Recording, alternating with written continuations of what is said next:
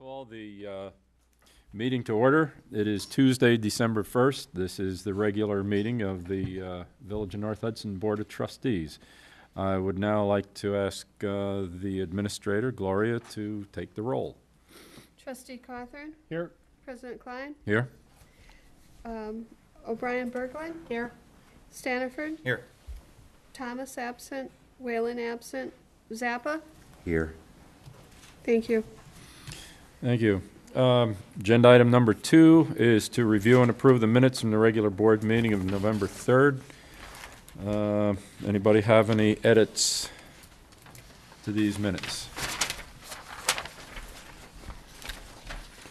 I would hope you looked them over before tonight. I did, and I move approval. Thank you, Darrell. Do I have a second? I'll second. And I did have one editing thing on page 5 under the park board chair update. It should be O'Brien Berglund spoke with Richard Jansen's daughter. I didn't meet with her in person. I just talked to her on the phone.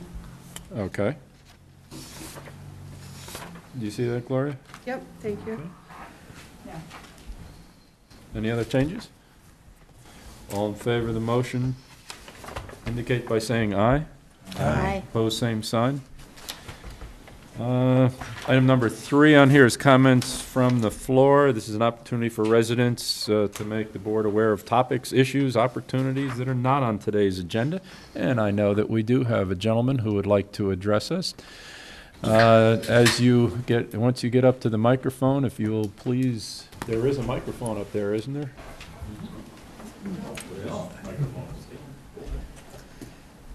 Where's the... Here comes a microphone. Dale, please state your name and address for the record. Okay.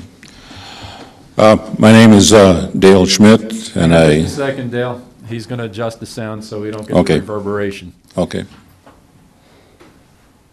Okay. Okay, my name is Dale Schmidt. I live at 960 Keystone Court, just off of Cratley and 10th there, about a block north. And I am here as the representative from North Hudson, the Hudson Area Senior Center. I have been a resident of the community for about 5 years, and about 6 months ago I came to a meeting here and was sort of impressed with what I saw, so I thought maybe be interested in get involved. So I have been attending the monthly directors meetings since June. There's approximately 10 board members from the local area. With me tonight is Gay Williamson, who is the treasurer of our organization, and also Tracy Davis, who is the representative from the ADRC, the Aging and Disabilities Resource Center, so she kind of keeps us up doing things that are proper and legal and all that good stuff. So since the letter to the editor published in the Thursday Hudson Star, the Hudson City Council voted to grant the Hudson Senior Center $2,700. We truly appreciate the decision and the support provided by other municipalities, including North Hudson.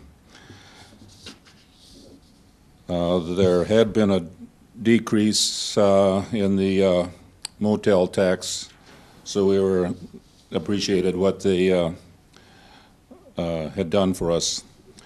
The Senior Center has been in existence since 1975 and has been at the present location in the Marie Blakeman Center of the Wintergreen Pine Ridge CCH complex since 1998.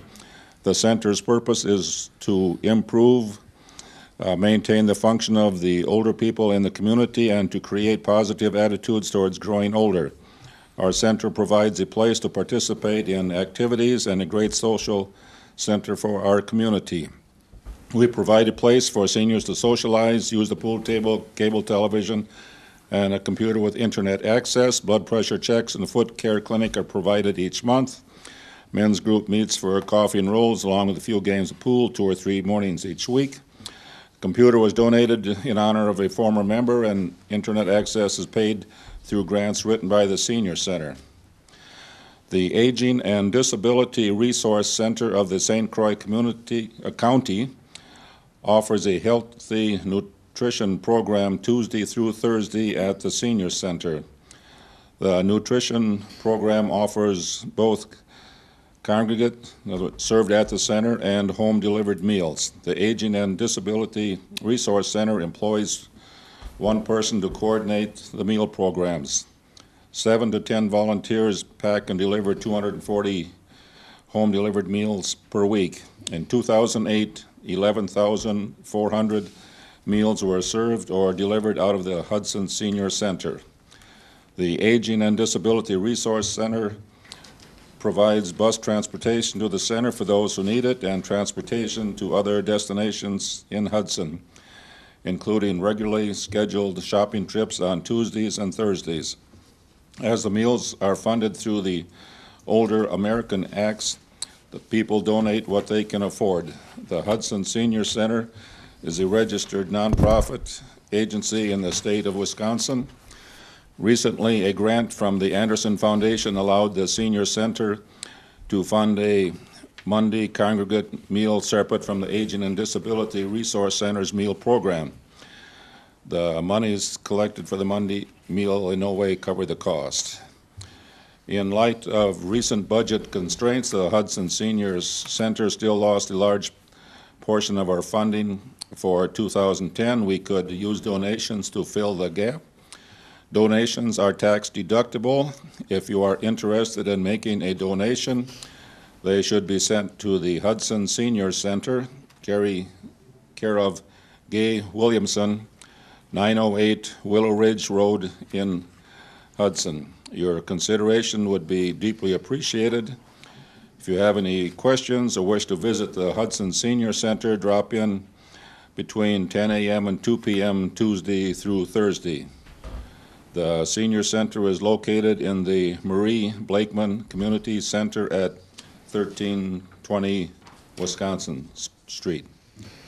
So that's what I have to report. If you have any questions, I'll probably defer them to our person that knows. Or did you wish to make any additions, or no?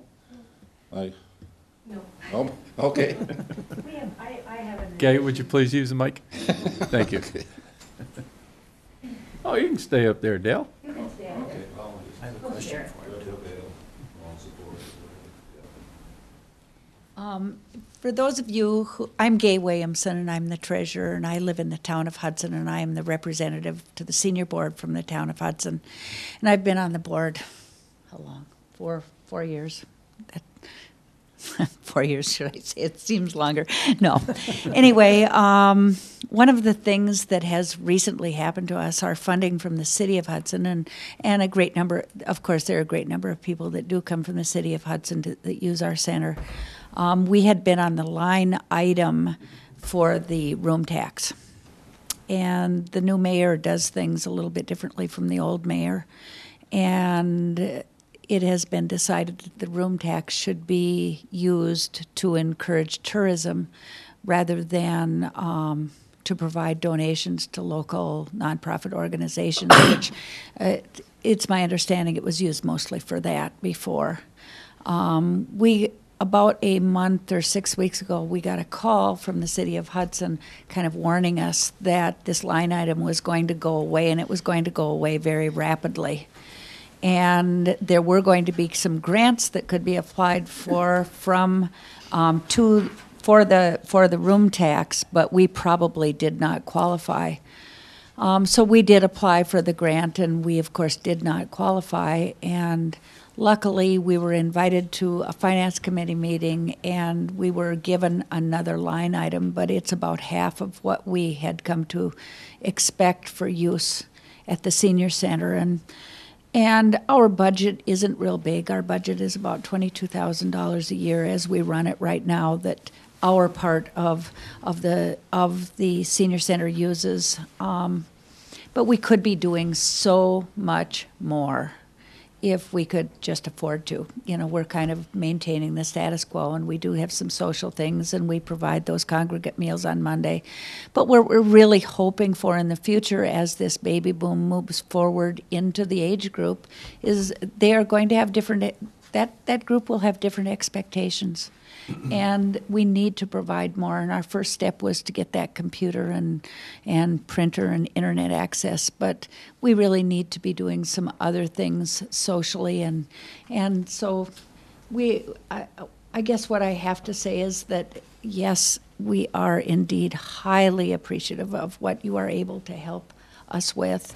And we would be highly appreciative of any suggestions any of you might have, where we could either find more funding or do more fundraising so that we could provide I guess we're thinking that we really need an activities director. And at some point, we may even need a different space if the CCH unit decides that they need the space that we're in. So we're kind of looking in the next 10 years of things being dramatically different. And I guess we're just saying thank you for what you do. We're highly appreciative of that, but we're also saying that we might come begging in the future. So anyway, thank you for listening to us. We highly appreciate being invited to be here. Thank you, Gay. Don't go away, folks. There may be a question or two.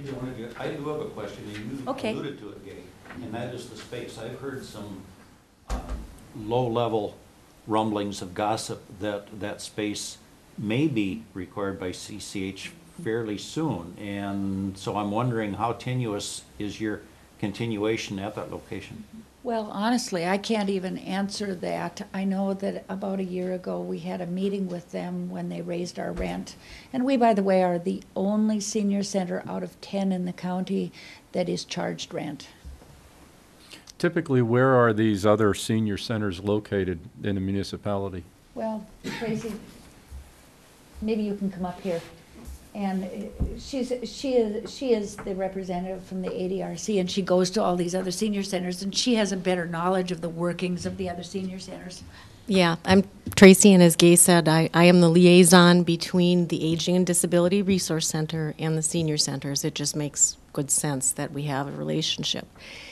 And most of the other senior centers are located in community centers, village halls, that type of thing, town halls. And that's how those municipalities support the senior center in kind. Rather than giving them donations, they provide the space. Does that answer your question? Well, it might answer his. I guess it didn't answer mine in terms of how long you think you might. We don't know. Anyway, about a year ago, they kind of tiptoed around us and gave us, and told us they were raising our rent. It was never brought up at that time, and as a board member, I have not heard anything. But we are feeling the same thing that you're feeling, that CCH complex is running out of room, and they're going to need more room. And we are in no way really grandfathered into the space we have there. And frankly, in a lot of ways, the space is beginning to not be adequate. But we can't afford any more rent. We're not sure what we'll do when that happens. We've had meetings with the mayor in the city of Hudson, and he's shown us some spaces, but frankly, one of the spaces he talked about was in the old municipal building where the library is, and it appears that that's going to be sold now, so that wouldn't be an option for us. Okay, anybody else? Any questions? What about the new building that they're thinking of purchasing? Let that ride for now. Okay. Okay, Thank you anybody very else? All right, thank you. Thank you Thank for you. having us. Okay, thank you. We need to adjust the agenda slightly. I'd like to move item number 14 up to the next item for discussion and possible action, because what we need here, if this body approves, is to get a fax sent off in a hurry. The topic that we're dealing with right now will be the a grant. I want to make sure that I get the wildlife management grant Jim Thomas has been working very diligently on this. He turned this over to Gloria, and Gloria has put the finishing touches on this grant application. What you'll notice in your board packet, if you go to the public welfare section in your books, mine is the yellow tab, you will see the Urban Wildlife Damage Abatement and Control Grant application, and then an ordinance and a resolution, and so on, including a map. Gloria, you want to talk about the attachments that were on the tables when we came in? I see attachment 2, attachment 4. So I'll let you take it away. Okay, on the original, it's been adjusted since your board packets went out and I got this back in. So on the grant application form where it says see attachment 2 and 3, it now says see attachments 2, 3, and 4. And basically those and then underneath on the next question, it says attachment 1. So basically, these items are required to be submitted as part of the grant application. And what it does is, it says, okay, you, village, you want to get possible money for deer calling. And in order to do that, we have to make sure that your ordinance allows for bow and arrows to be used in the village, which we did, and that amendment is attached in here. And then it also requires us, the village board, to pass a resolution number 2009-9, which basically says what we're planning to do with this program.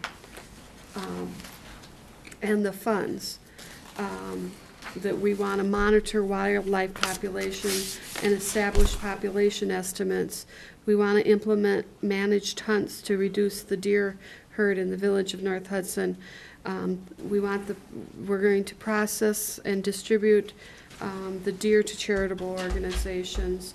We want to modify habitat within village parks to be less attractive to the deer, implement other wildlife control damage abatement practices that's approved by the DNR and the U.S. Fish and Wildlife.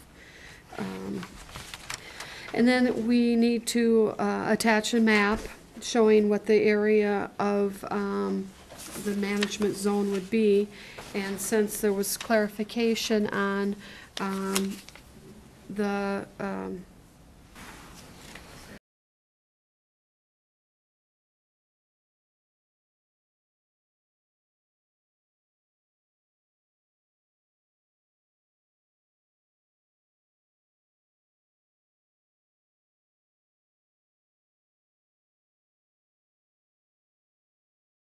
can be used immensely. And then you'll see attachment number 2, which really is the guts of what we have done. It gives you the background. It gives you what we have done. It gives you what we plan to do. And just clarification that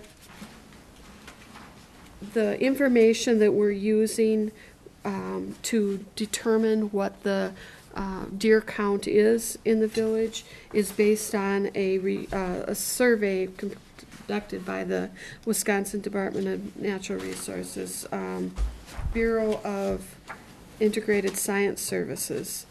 And initially, it was discussed that after the hunt, they calculated about 30 deer per square mile, which is actually 200% over the goal. The metro goal should be about 10 deer per square mile. Well, when you say we're going to call 30 to 50 deer, it makes it sound like we're removing all of them. But the report I added in here the information from the DNR stating that because we're in a no hunt zone and the real deer count in this area is anywhere from 60 to 120 per square mile, which is huge, then it makes sense to be removing about half. And that's what this document alludes to, that the village plan is to look at it on an annual basis. So all we really need to do tonight is to ask the board to adopt the resolution for the grant. Correct. Is that correct? Yep. I move. I'll second.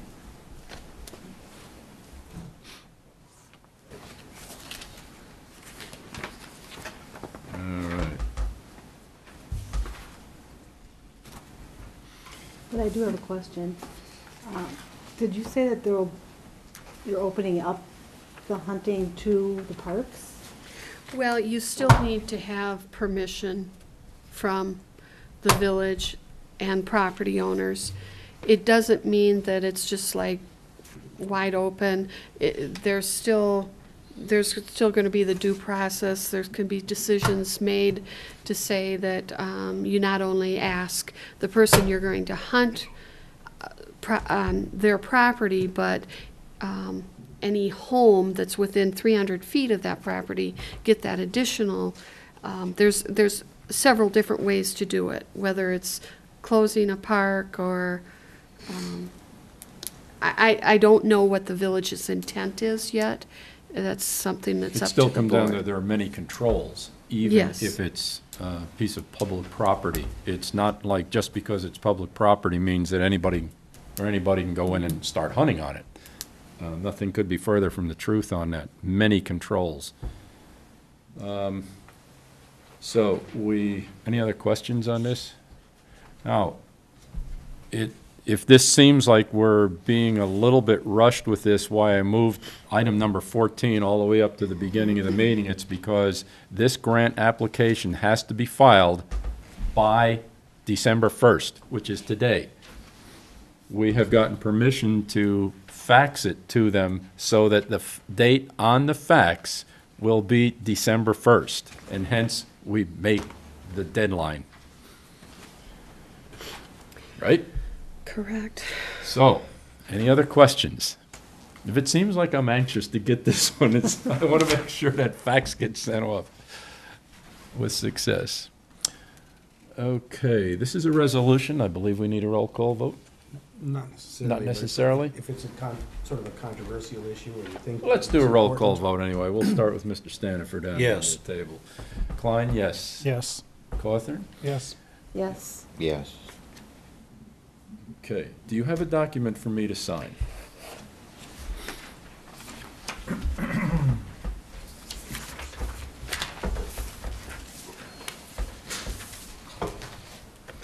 While Becky is getting that document, we'll move into the next section, which is comments from the president, which is me. I have a few things that I would like to say as we are moving, well, I don't want to get ahead of myself. In the minutes that were approved earlier in this meeting, one of the things that we did last month was the resolution 2009-8 in support of cable television, PEG remedial legislation. And motion was made for support of that resolution. Excuse me just a moment. I have to add my John Hancock to this document.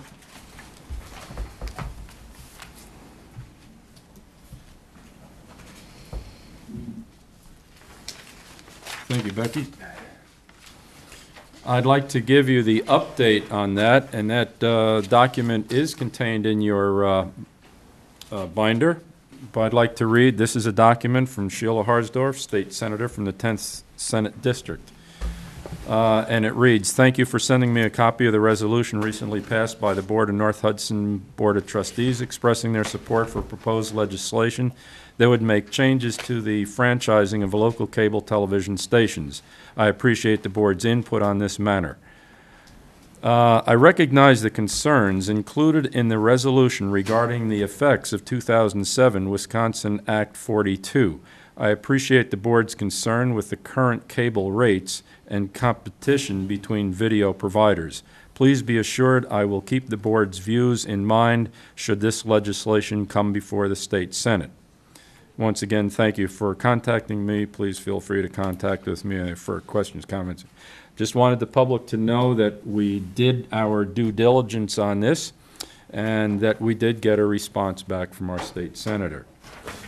I have a couple other things that I would like to talk to the folks out there in TV land about. One of them is the U.S. Census. It's coming up, 2010. And if you have a copy of probably one of the nation's largest periodicals, the latest version of the Reader's Digest, there's an interesting article in here about the importance of completing the census. And I'll just quote a couple of the items that are listed in here. For 2010, experts predict that the Northeast will lose 4 congressional seats and the Midwest will shed 6, with 5 seats apiece, heading to the South and the West. It points out the importance of everyone filling out the census form as completely as possible. There's an interesting section here called Count Me Out. In June, Michelle Bachmann, a Republican congresswoman from Minnesota, vowed not to fully respond to the 2010 census, calling it government intrusion. Participation, however, isn't optional. Failure to fill out the census form is a misdemeanor punishable by a fine of up to $5,000. Wrongful disclosure of confidential information, on the other hand, is a felony. Within the next couple months, or next 3 months, you'll be getting a census form in the mail, and I hope that you will take the time to fill it out. We will continue to talk about this at board meetings to encourage everyone to do their duty and fill out the census form.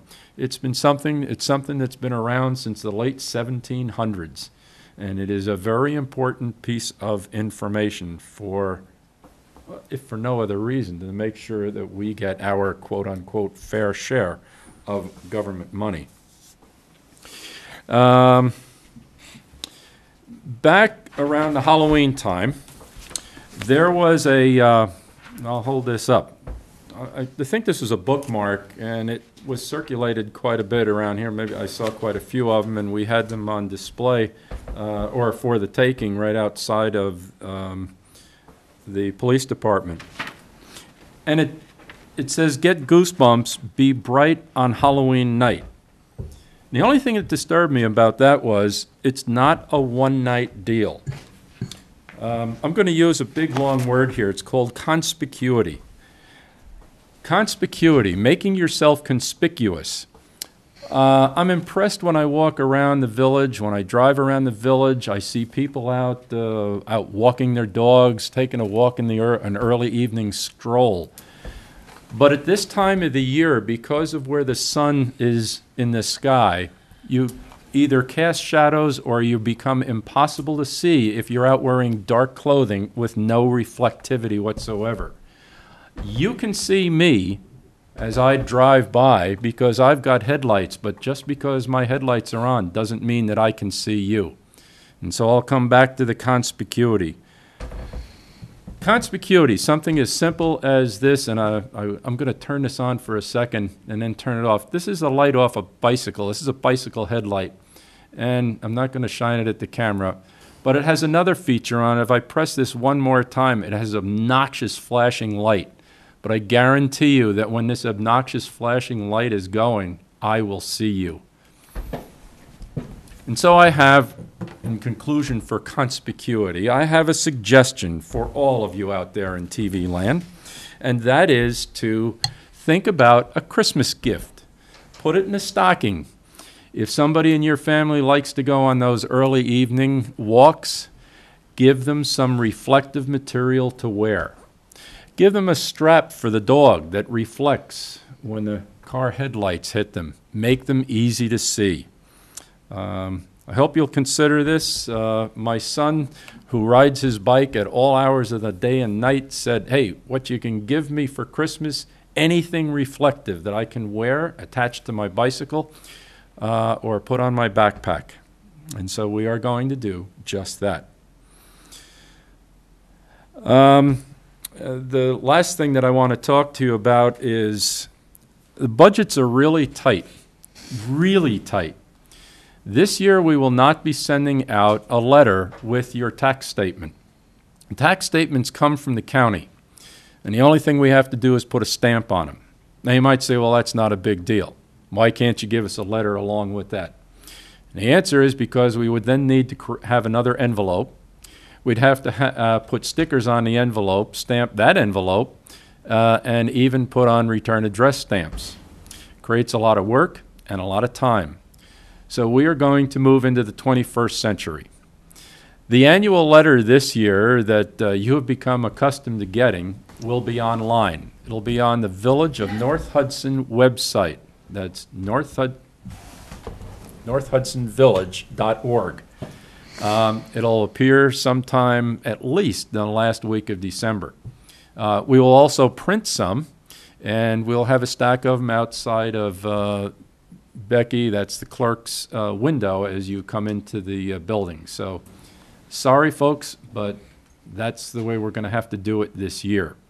What we'll be including in that letter this year might look a little different than what you've seen in the past. There will be less a concentration on funds and dollars and cents, and probably a little bit more on the accomplishments and the goals that we started to set for ourselves in mid-year. And we're going to give you a report on how we've done. And so what I've asked all the department chairs to do, as well as the staff, is to send me an email. Tell me what you've done, put it in writing, hand it to me, email it to me, whatever, so that I can put together what your team is most proud of, what they have accomplished. There have been a lot. We've had some successes, and we've had some things that have not been quite as successful as we wanted them to be. Some things we're working on. Have we met all our goals? No, didn't expect to. But we want to let you know where we are and how we're doing. And with that, as I look over my list of things, I think I've hit all the high points. There will be more as we go through the agenda tonight. Next on the agenda is the administrator's comment. So, Gloria, your turn. I No? have none. Oh, okay. As we do move through this, I'd be remiss if I didn't say that I think we have a fantastic staff. You'll see this in my comments in the annual letter, but we have a tremendous group working. There are only 13, 14 employees, and they do a noble job.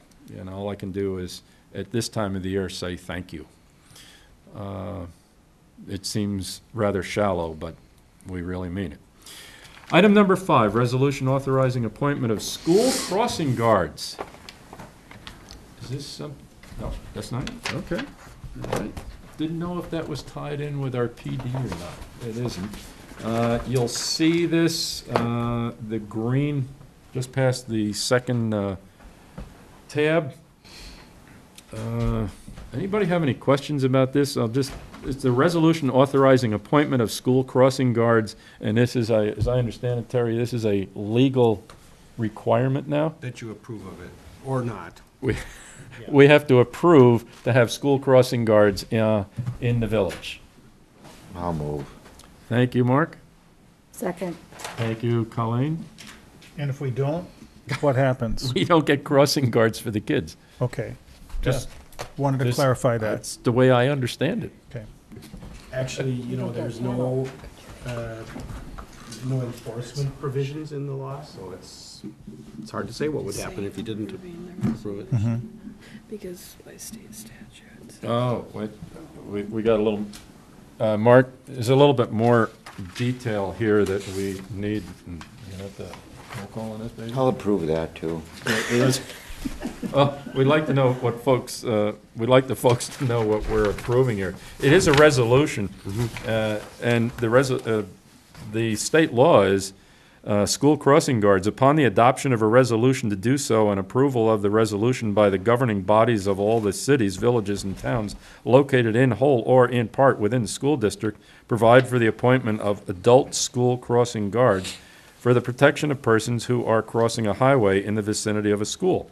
The school crossing guards shall wear insignia or uniforms which designate them as school crossing guards and shall be equipped with signals or signs to direct traffic to stop at school crossings. So basically, this is a resolution that confirms our recognition of Can I just make a that. point of clarification on that? You guys aren't actually necessarily passing a resolution. The No, school but board we're passed a approving the resolution. resolution. And you're approving approving the it. resolution. Right. Okay. And so the motion needs to say that they're approving the resolution. You approving a resolution, Mark? Yes, George. How about you, Colleen? Yep. We don't need a roll call, do we? No.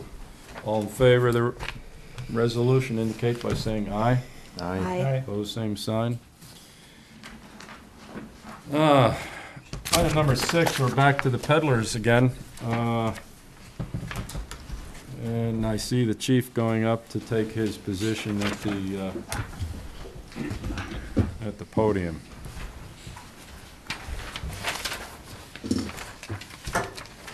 Did you have any introductory statements on this? I don't think I need, I could read this ordinance, but why don't you just, you want to chat about it? Go right I'll ahead. shorten your statements then considerably. This ordinance has been in place for quite some time. I think I was just cut to the quick. Yes. Justifiably so. Ooh.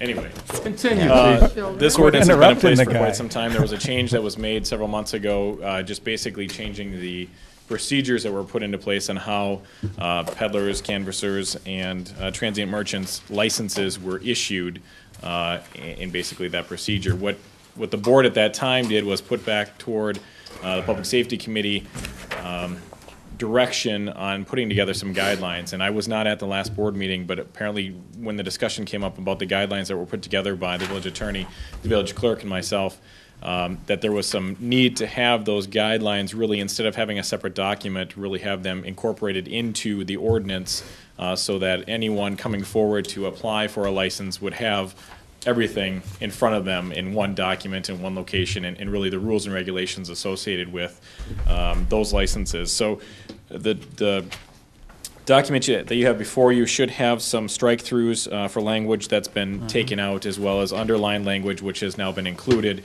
There is nothing substantially new as far as the guidelines that were presented to you at the last board meeting are all incorporated as directed by the board in these in the underlined portions of this ordinance. You've completely vetted this, Terry? Yep. Mark and I went back and forth on it a Yep. couple of times. George? Yes, sir. I move approval of ordinance number 14-2009, an ordinance amending the municipal code for the village of North Hudson. Thank you, Darrell. Second. Second by Colleen. Any further discussion? It is, as I understand it, Mark, that if anyone sees a canvasser, a peddler, a transient merchant, it is not only within their right, but also they should ask to see the permit to do so. That would absolutely be appropriate, and then if that person does not have a license, to forward them to the village hall, and if they don't feel comfortable with any confrontation, to contact the police department, and we will come up and have discussions with that person and give them the information that they need. Exactly. Thank you. Roll call necessary? Not necessary. Ordinance? If it's normal practice, but, It is. you know, Okay. This is an ordinance. We'll take a roll call vote. This time we'll start with Mark. Yes. Yes. Yes. Yes? Yes. Passed. Next item is another ordinance. that has been worked on and worked on. This is the map that relates to that. Yep. Just for the chief. And we turn this one over to the chief as well. This is the one. Go ahead, Mark. Again, several months ago, the Public Safety Committee had forwarded on a new ordinance related to sex offenders, residency restrictions, and protected safety zones.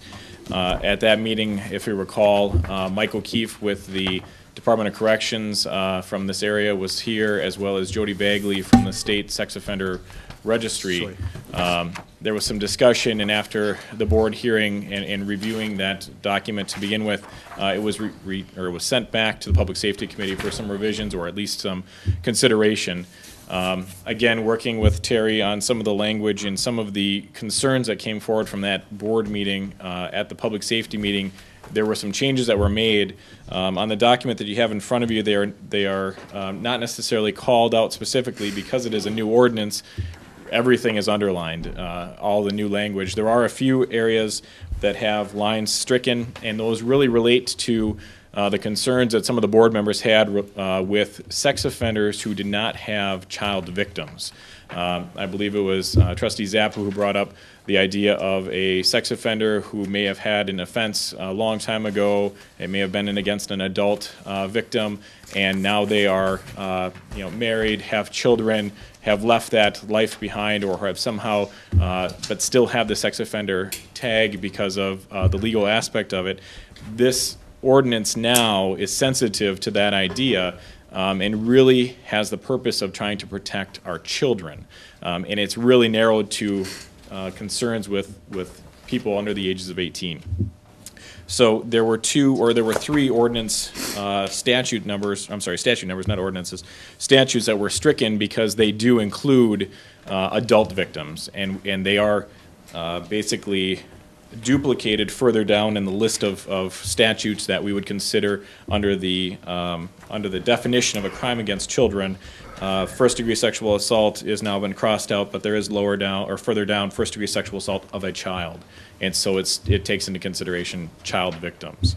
One of the other areas that came up during the committee meeting where both Mike O'Keefe and Jody Bagley participated in a pretty substantial conversation was the idea of activities and trying to put some verbiage into the ordinance that regulates a sex offender who is being, again, sex offender, our definition is that with a child victim, participating in activities that were child-based. The examples that were used, Halloween.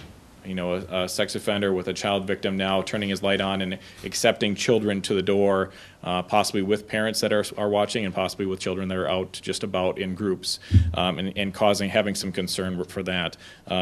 That sex offender playing the role of Santa, at a mall or somewhere within the village at some community event, Easter Bunny, those types of things. And so really there was additional language put into this ordinance to restrict the sex offender with a child victim history against participating in those activities within the village of North Hudson. The other issues, in case the recollection of the first time we talked about this don't come to mind, there was a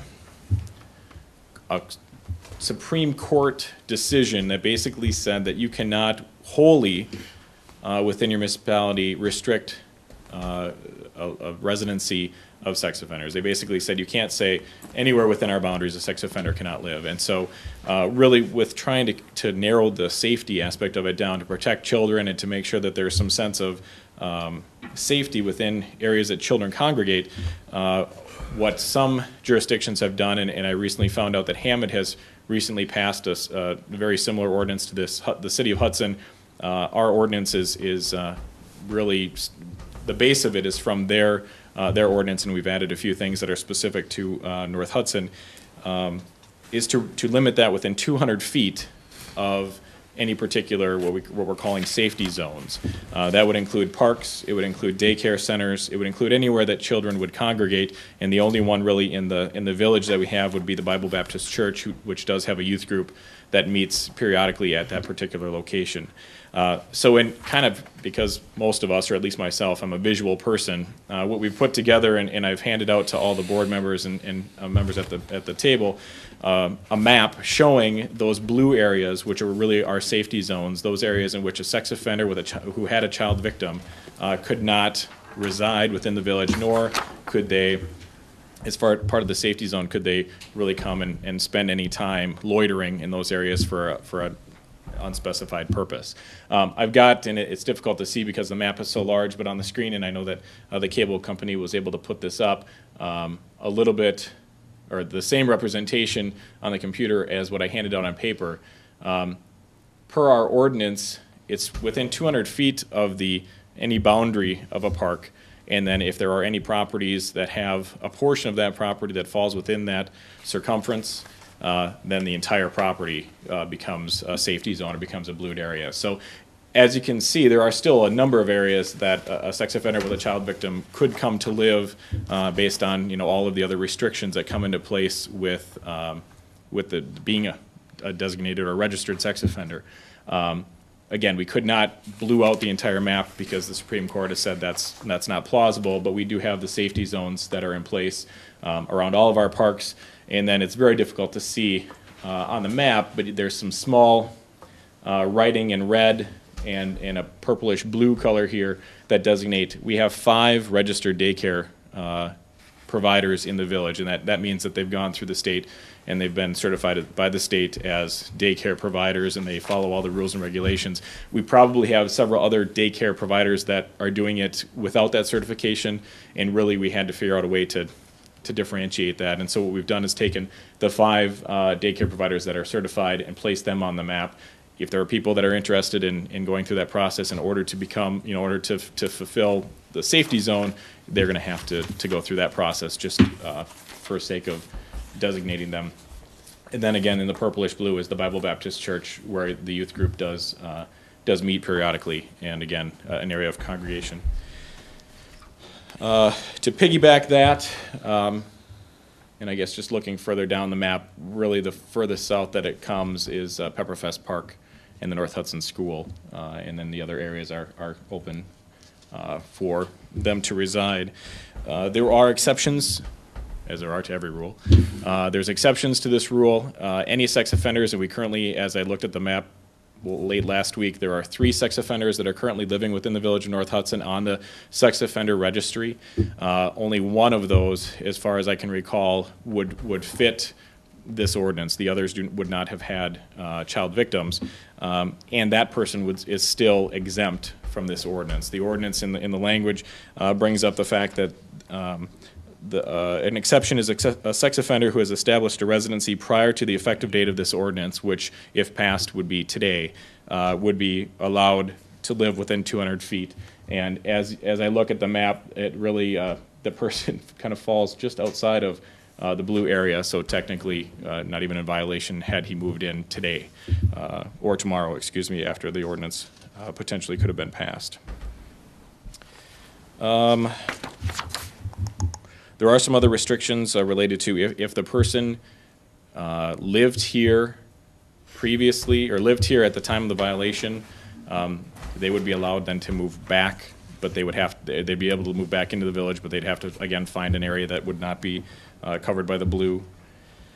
Under 70-95, there's the restricted zones and activities, and that's really talking about the loitering within 200 feet of the boundary of any school, park, daycare facility, and such.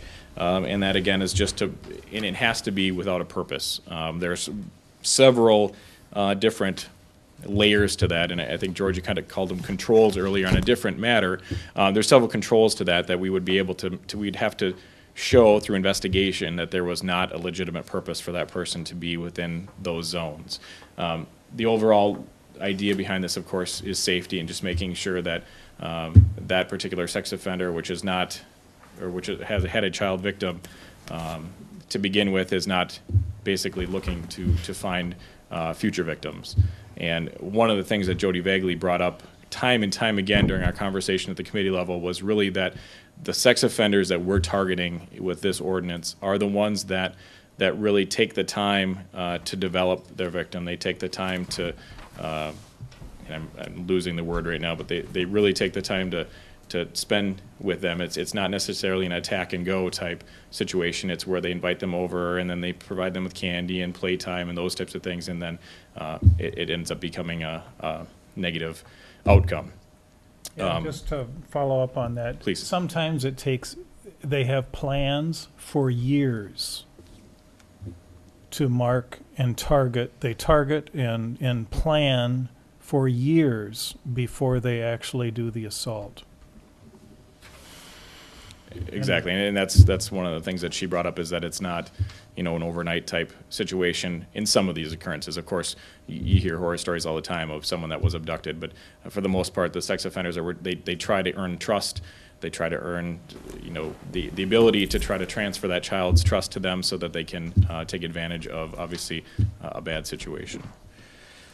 The holiday provisions then are under that 70-95 under parent 4, which it talks about it's unlawful for a sex offender to participate in a holiday event, including children, distributing candy, wearing a Santa Claus costume, wearing an Easter Bunny costume, holiday event in which a sex offender is the parent or guardian of the children involved, and no non-familial children are present, are exempt from this paragraph.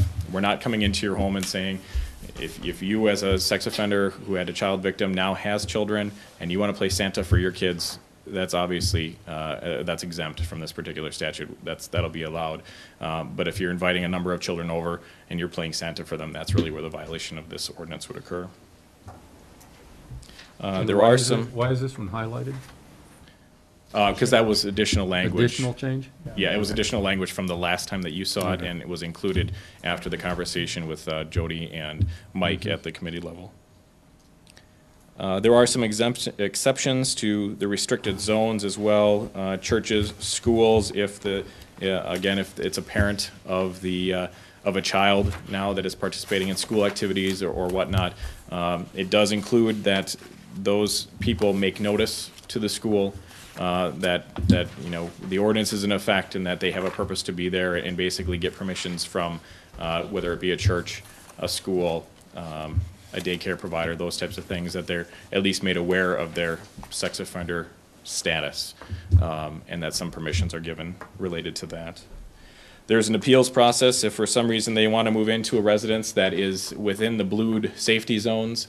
There's an appeal process where they can come and provide some information or an argument to a committee. The committee is set up through the ordinance to include at least 4 of the following: the Chief of Police, Wisconsin Department of Corrections representative from the Public Safety Committee, a member of the Village Board, and a community member at large. So 4 out of those 5 groups must be, or at least 4 out of 5 of those groups must have a representative at this meeting, which will take place, and the exceptions, or there are standards for granting those exceptions which are listed as 1 through 4. The exceptions obviously must be documented so that if in the future someone moves in or has questions, it'll be a public meeting where minutes will be taken and they'll be documented. And then we will keep a copy at the Village of North Hudson Police Department, so if there are questions, they can be directed to us and we can try to answer them. And then it goes into what happens if there's a violation. And basically it becomes an issue for the village attorney as well as the police department to put together a case to be forwarded on to the circuit court. And it does mention in there that each day a violation occurs or continues, it shall constitute a separate offense. So if notice is given to a particular offender that they're in a safety zone or they've moved in or are staying for an extended period of time, immediate action must be taken by that offender, or basically the offenses and the potential for crime or continuing crimes being built up against them would be in place. And then if they violate the restricting zones, so if they're loitering in the parking lot of the school without a purpose, basically that comes into a mandatory court appearance with the forfeiture set at least $1,000 for first offense, and then at least $2,500 for second and subsequent offenses. And the way that I perceive that is that would be a municipal court issue, not a circuit court issue under 2. and of course the all-encompassing 70-99, which if this ordinance or part of it conflicts with any other ordinance, this ordinance shall apply. With all that being said, questions? Dear.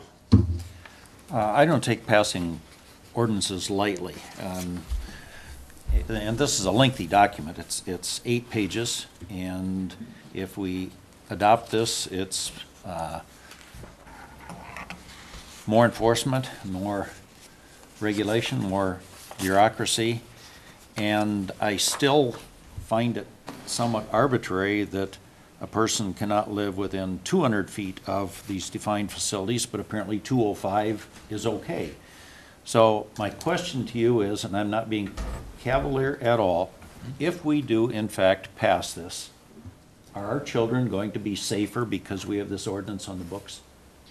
I wish I could tell you that if you drive out here and wear your seatbelt that you're going to be safer. I mean, it's arbitrary at best. The way that we're looking at it, and Jody Vagley, to tell you the truth, and you all heard her up here and you heard her at the committee level, her concern really is that most sex offenders, or to an extent sex offenders, don't necessarily offend within their own backyard. You know, a lot of them will go outside because of course they're recognizable and those types of things. Really, to the extent that this is put into place, the safety zones are really the meat and potatoes of that. Included in that, of course, is a bit of a political issue in the fact that now Hammond has put it into place, Hudson has put it into place as far as the ordinance. Somerset, as soon as it gets passed, or if it doesn't get passed tonight, I will forward this on to Doug Briggs at Somerset because they're interested in putting it into place. I got a call this morning from New Richmond's chief who says they're interested in putting it into place because at the point that one does it, now you create, I don't have the verbiage for it, but you create a situation where if they can't go there, they're going to go somewhere else. And if we're looking at trying to create a position where if we're the only village or the only city within the county that does not have this ordinance in place, we are going to become the prime location for sex offenders who can't fit into these other communities to come and live. And so as a chief of police, I'm trying to do my due diligence to make sure that we don't become, you know, the resting place for a number of sex offenders with child victims, and we really put our kids at risk because of that issue. So on its face, without any other ordinances being in place for any other villages or cities, I would say I'm not sure that this is going to help or this is going to protect our children in and of itself. With some of the other factors put into place, I would say it does. Just because it's preventing those sex offenders that come into town or come back from prison and they're looking for a place to live, they can look at this and say, this is probably not the friendliest place for me to go. And if the ordinances are in place, it's really restricting where they can and can't live. And if they came back here, they would see a copy of this from their supervisor, their release supervisor, would they not? And it does depend, and that was part of the discussion last time that got a little bit gray because some sex offenders, some registered sex offenders are on supervision. Mm-hmm. Some are not on supervision. They've exhausted their time on supervision. They still are required to register as a sex offender, but they're not covered by the Department of Corrections as far as rules and regulations and those types of things. In here, it does talk about those offenders that are SBNs, special bulletin notifications, that if they come out and there's some kind of extra concerns about them, that they're not allowed to move into the village at all. And that's because typically when they come out as an SBN, they're put on probation or they're currently under supervision, and their supervisor can make the determination that, I'm sorry, they have an ordinance in place, you cannot live there until you're off of supervision, at which point then you could move into those non-restricted zones. So difficult answer to a very simple question that should, I mean, would really make you say yes or no, based on that answer. There's a mixture between politics, reality, and just, for the most part, people's feeling of general safety because they know that these are restricted zones, and if someone moves in, they're going to be, or hopefully they would be notified, or they would notify someone that they're violating this particular ordinance. And we would try to obviously do our best to try to, once it's passed, to get the information out there to our current residents And then, for the lack of a better term, we don't have a welcoming wagon that I know of in the village. So if someone new moves in, it's just like any other ordinance, they're going to have to do a little bit of homework or ahead of time, take a look at our ordinances and determine whether or not they fit those criteria. For the most part, when registered sex offenders move into town, we're notified. The Department of Corrections through Jody Vagley's office will notify us and let us know where they're living. Usually we do a face-to-face with them so we can meet them and kind of let them understand what the Village of North Hudson is really all about and how they can make themselves really, less of a hassle, because a lot of people feel very, very concerned just because of the sex offender tag about them moving into town, and we've had no problems with the 3 that are currently living in town. We just had one who recently moved out who we had no problems with. And so, to an extent, and again, those were, the one that just moved out of town actually had a child victim, but we didn't have any occurrences after he moved back into town.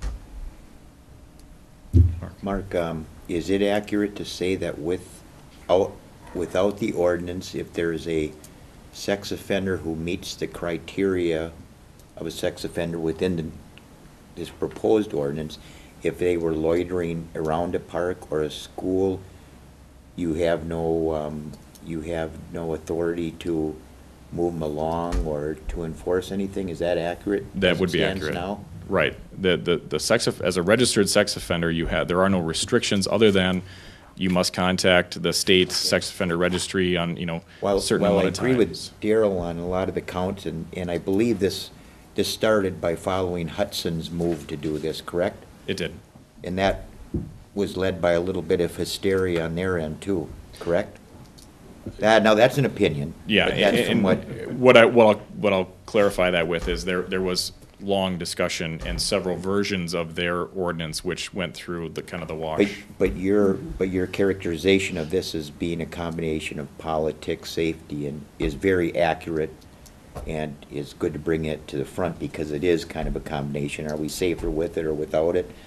It's a toss-up. But I do. The point is, it's kind of like when we had the noise ordinance, and we set the time limits for it, and we did it just so the officers had something to enforce rather than this vague notion of make a noise at a certain time of night. So I'm looking at it from at least now you have if there is somebody loitering who presents a threat, you have an ordinance behind you that can remove them, whereas before you couldn't move in that direction with them. Is that Right. correct? That would be correct. Okay.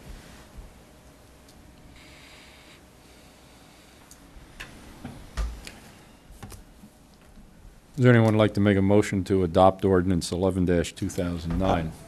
I'll move to approve, because not to would be silly. I don't think it's going to affect reality much other than giving the officers an opportunity to actually enforce the threat of any kind of child sexual offenses. So I will move that forward. Second? I'll second. It would now be appropriate, Mark, for you to discuss your motion. Why? Okay, I think we got it. Any other discussion? Like a roll call vote, we'll start with you, Mark. Yes. Yes. Yes. Yes? Yes. Motion passes unanimously. Thank you very much, Mark. You're welcome, and I would just publicly like to thank Joey Bagley and Michael Keefe for their input in this process, as well as the board on its first notice. I think it was very appropriate for the board to take a look at this on the first time that came through the committee and then up to the board to say there are some things that we need to correct and not to knee-jerk and allow it to come through on that first pass. I think there are a lot of good corrections and additions that were made because of it. So thank you very much for the participation in the process on that. Item number 8 on the agenda is a 2010 mobile home park license for Pam Zappa. And this is as you can see here, this is an annual application request.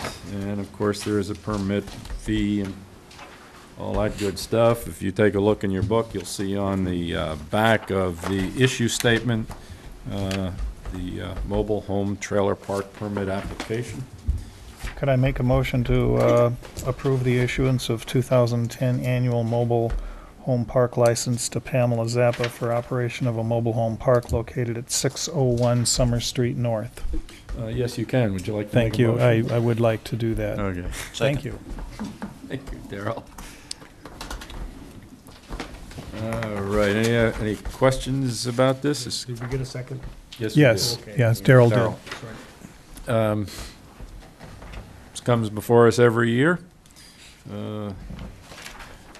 All in favor of the motion indicate by saying aye. Aye. Aye. Opposed, same sign. Any abstentions?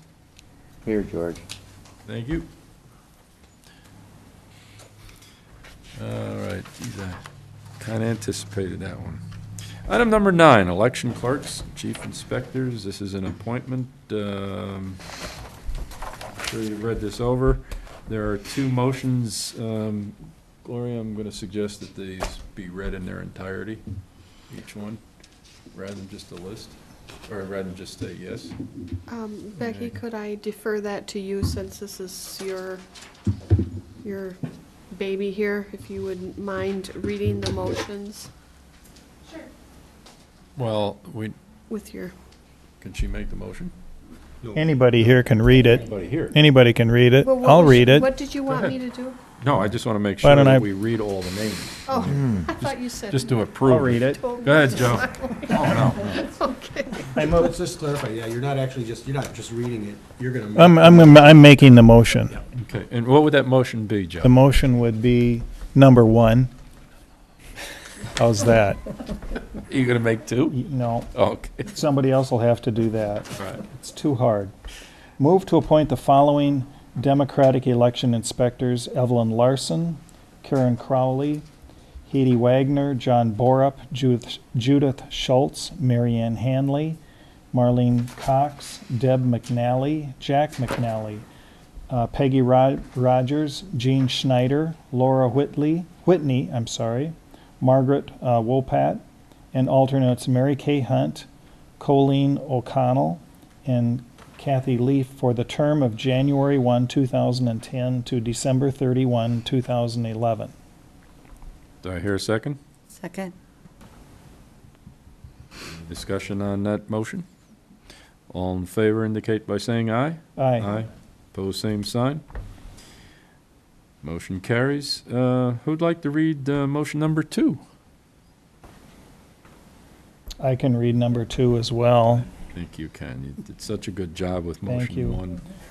1. Move to appoint the following Republican election inspectors: Kathy Long, Betty Goodwin, Celicia Phillips, Joy Latrendi, Tendry, Robert White, Nancy Walls, Sandra Whalen, Carol Worrell, George Boldazar, Meredith Berg, Les Berg, Margaret Webb, Marty Bosma, and did I do that right? And alternate Charlotte Lee for the term of January 1, 2010 to December 31st, 2011. Second. Any discussion?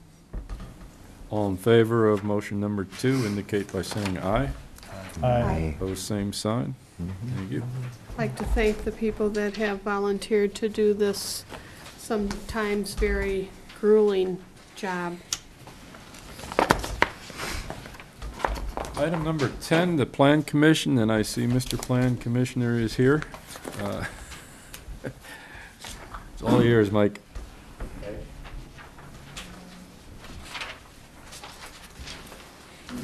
The only business we had in our November meeting was a extraterritorial concept review for the Whispering Oaks subdivision. So this is even before a preliminary plat.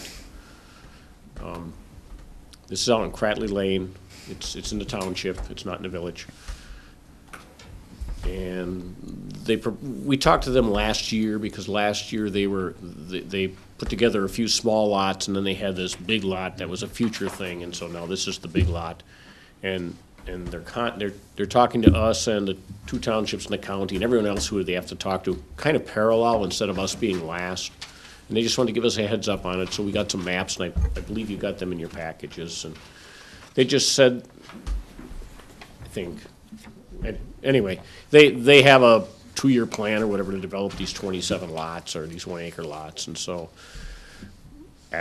presented to us what kind of input we had. Our 2 basic comments were, some of the ones they got from other entities also was just the traffic access, because they have one long cul-de-sac road that will dump everyone into Cratley Lane. We discussed that quite a bit, and basically they really have no other options, because all the land to their north is developed, and you know, if the township required something of them, they may have to condemn land or something, but right now, that's what they had. And the other possible concern we might have is any kind of a future hookups to sewers, you know, in case it ever becomes village property. So they have our comments on that, and they'll be talking to their township and the county, and we'll see them again, and we'll keep the board in the loop once we get more information. There's no anticipated immediate impact on the village, is there? Or costs that we would have to incur? No, as a matter of fact, I'll look at my notes here, but Kevin's here. The question I had for him was, did you do a traffic study or anything? And actually, they looked at that intersection at Cratley and the highway on the grocery store thing, and he estimated how many more houses or how much more traffic would be there, and basically it didn't really impact much. Did I say that right? Okay. And that's all we had.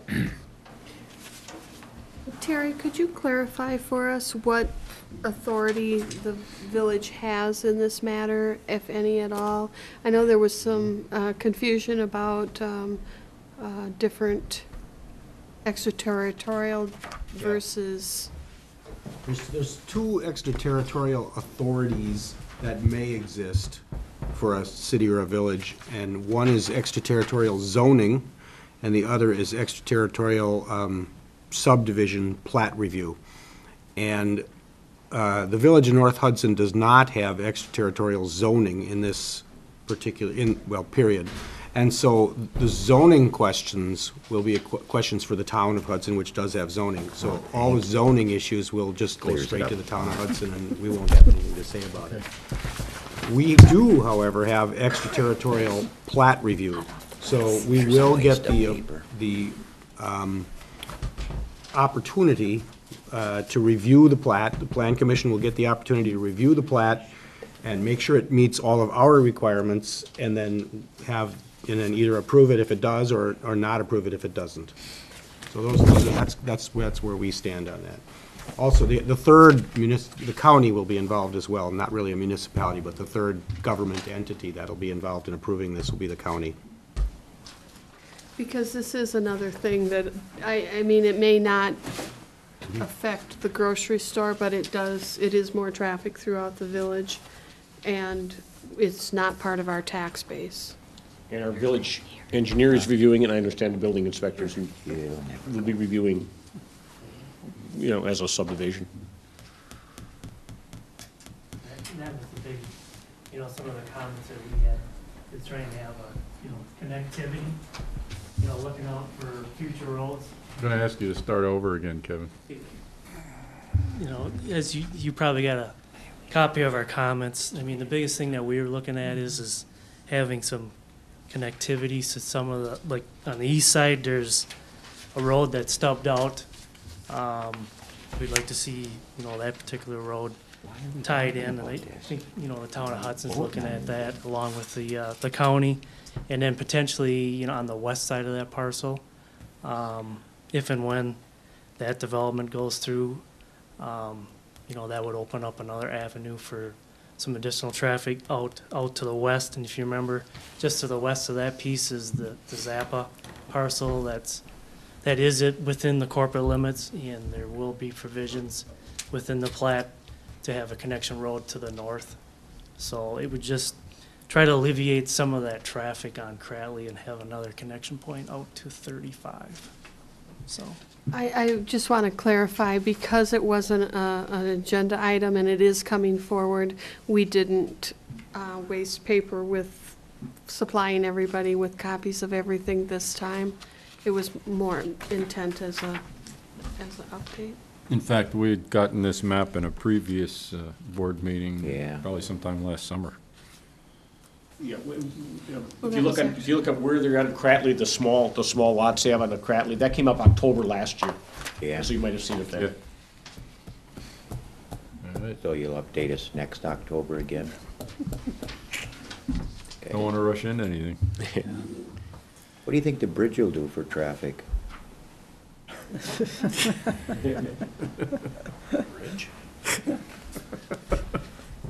Moving right along. Next topic on the agenda is Personnel Finance Committee recommendations, and I will tell you that we only got into and not through item number 8 of 16, which we did do item 16, which was adjourned a couple minutes before 7. So, the first thing that we'll take a look at is claims, and Joe, do you want to make a motion regarding the? Sure, we have two motions, do we not, still? Do.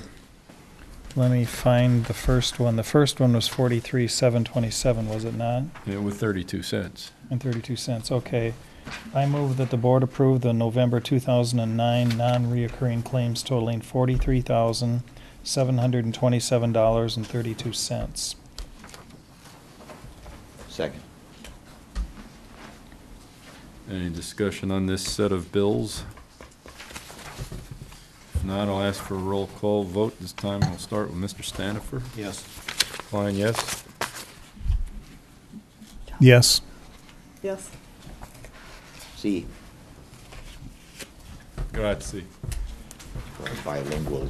Joe, you want to read the Viewers. second one too? You want me to? Okay, just for those who are following along, this is actually a second batch of bills that needed to be paid that came in after some of the first part was collected. So I move that we approve the second batch of November 2009 non-recurring claims totaling $32,747.26. Second. Thank you, Colleen. For those interested, they can see the department summary report above the recommendation and motion. All right, roll call vote. Start Mr. Zappa this Yes. time. Yes. Yes? Yes. Yes. Item B is the staff vacation and compensation time carryover. Document the next page, and you can see the hours that will be carried over. There's in the background discussion,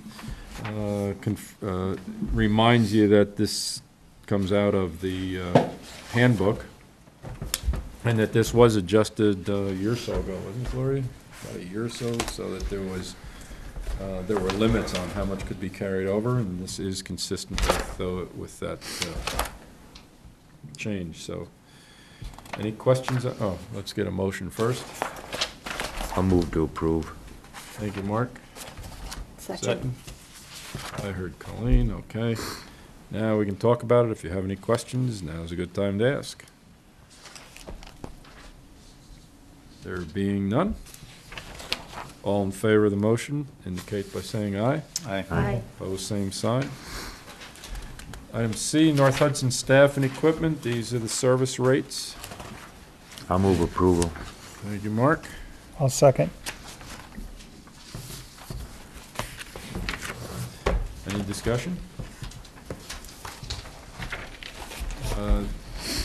All in favor of the motion indicate by saying aye. Aye. Aye. Opposed, same sign. Item D. Item D came as 2010 health insurance plan, and I'm going to exercise the authority of the president of the board here and defer that to our meeting on December the 8th. And between now and December the 8th, I'm going to ask Joe, who has done quite a bit of work in this area, to work with each of the members of the, or each of the department heads, and come up with a final recommendation on the 8th. Gloria will put this on the agenda Otherwise, we can get into a very long discussion this evening and rehash what was done during finance without any final recommendation. So that's being tabled. Tabled until December 8th. And Terry, do we need a, It's probably a good idea if we have a motion and I'll move. a second and a vote. Or if you're, I'll second your motion. Were you moving, George? Was that a motion? Motion to table that Motion to item. table. I'll second. Okay. Can I ask a question? Is there any conflict with our insurance provider or our insurance broker with that date? well, the later we get, the more difficult it's gonna be. I don't have a 100% sure answer on that. Okay. The 8th You is might a wanna little more check- than a week away. Yeah, would you check with Linda on that and just find out if there is a drop dead date on any of this? Sure. I would also ask, or add that the reason that I'm asking Joe to do this, rather than have several members of the board do this, is so that he can have a personal discussion with each of the department heads. And wouldn't be able to do that otherwise. It was there that we left off, and so, Gloria, we're gonna have a little discussion now, I guess. We didn't vote yet. Oh, we didn't vote. Oh. All in favor of the motion to table item D is in David, please indicate by saying aye. Aye. Pose same sign. Thank you, Terry. Item E is the 210 Fund Water and Sewer Replacement Fund change of usage. I have nothing to present Okay. at this time. I did receive information back from Cedar Corp. We need to meet and go through that information for clarification and bring that, so I guess if we could table that one also. I move we table item E. Second. Aye. I'm taking notes here, Mark. Okay. Oh, All in favor of the motion to table item E, indicate by saying aye. aye. Aye. Pose same sign. Fire protection contract, that's the next item that you'll see in there.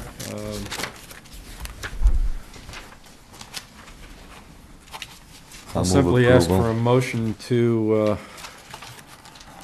Let me find it first and I'll make the motion because I'll I'm move. part of the, thank you. Move acceptance of it, or Yes. do I hear a second? I'll second. Thank you, Joe. If I can find it here. Looks like We're that. moving Yeah. second Just a thing. single- Why am I having trouble finding that?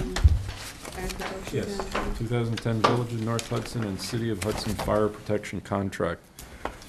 This is the same contract that is presented to each of the municipalities that the city's fire department services. The only thing that's different is the names on the back page and the dollar amount, which is an amount based on, as I understand it, the equalized valuation. You'll see that in item 3A. A little different than some of the other contracts that we work with. Thank you.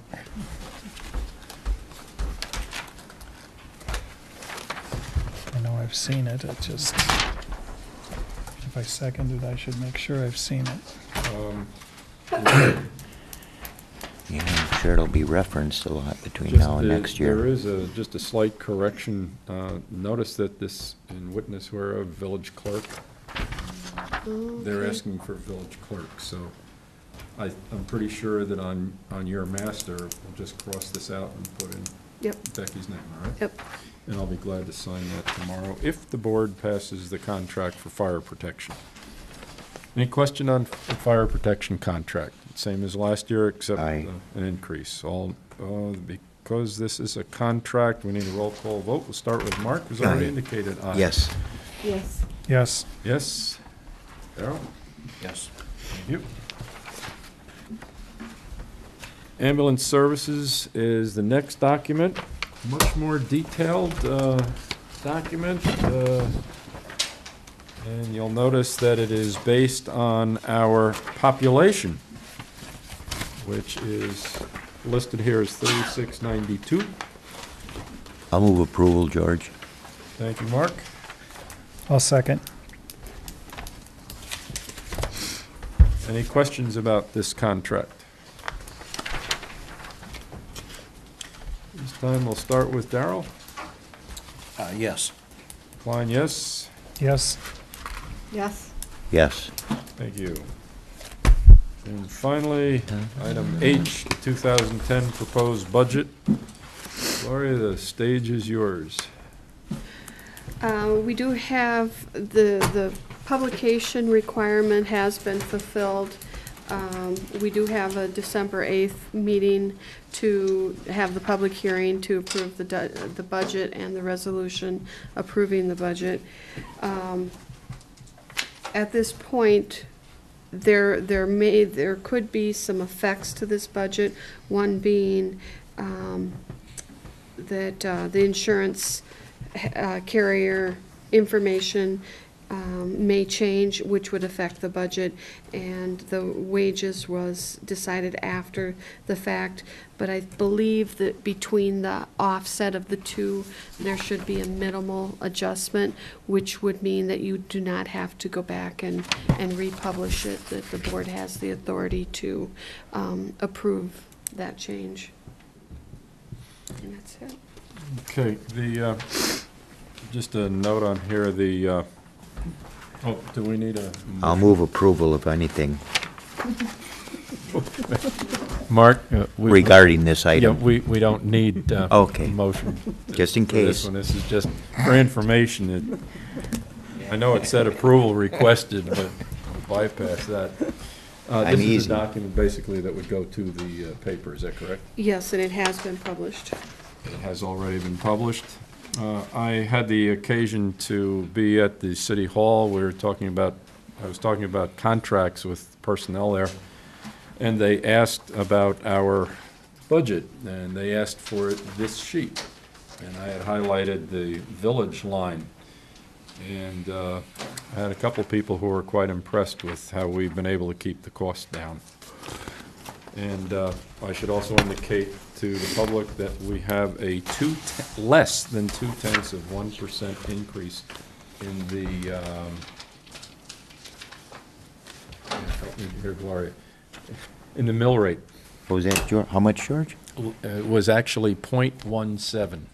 That's why I say less than 0.2%.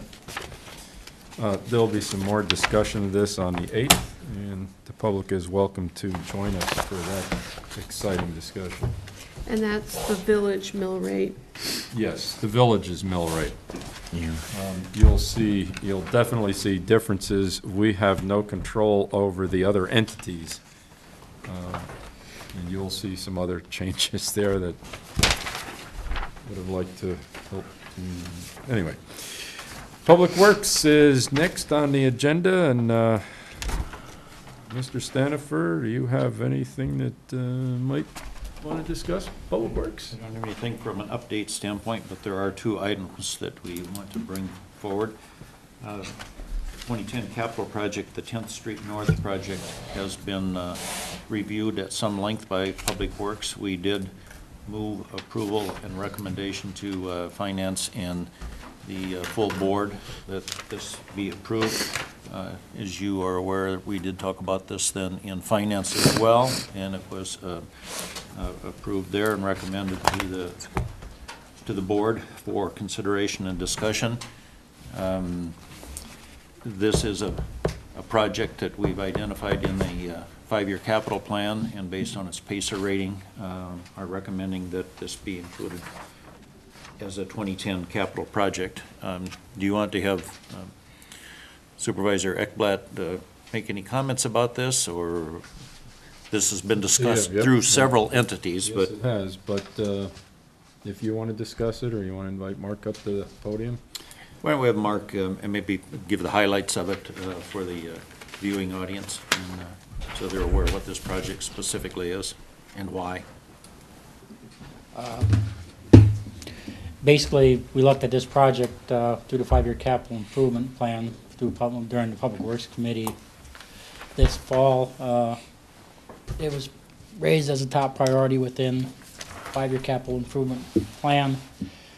Basically, what we're looking at is because that intersection at 10th and Summers, there's a drainage problem there. There is no storm sewer inlets running east on Summers, basically from 10th Street North, from 10th Street North to Deer Path. There is no catch basins, anything else, no storm sewer pipe.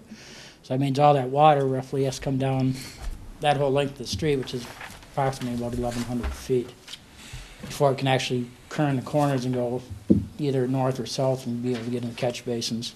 And what this is causing is basically because of the ice freezing and stuff like that, during the wintertime, it's causing quite a deterioration of the pavement within that stretch of especially the intersection, and also going south on 10th Street. So what we're looking for is we will be, this project, if the board decides to approve it, will be basically, we will be doing a mill and overlay on 10th Street North between Michelson and Summers. And before that's even done, we'll be basically upsizing the storm sewer pipes within that area so we can get more of the water, including installing more catch basins on Summer Street at the intersection to get the water off the streets and basically put it where it needs to go. I think I'll, to get it on the floor for discussion purposes, I will move approval. I move that we approve the 10th Street North project as outlined in the 5-year capital plan at a cost not to exceed $148,000. Second? Discussion.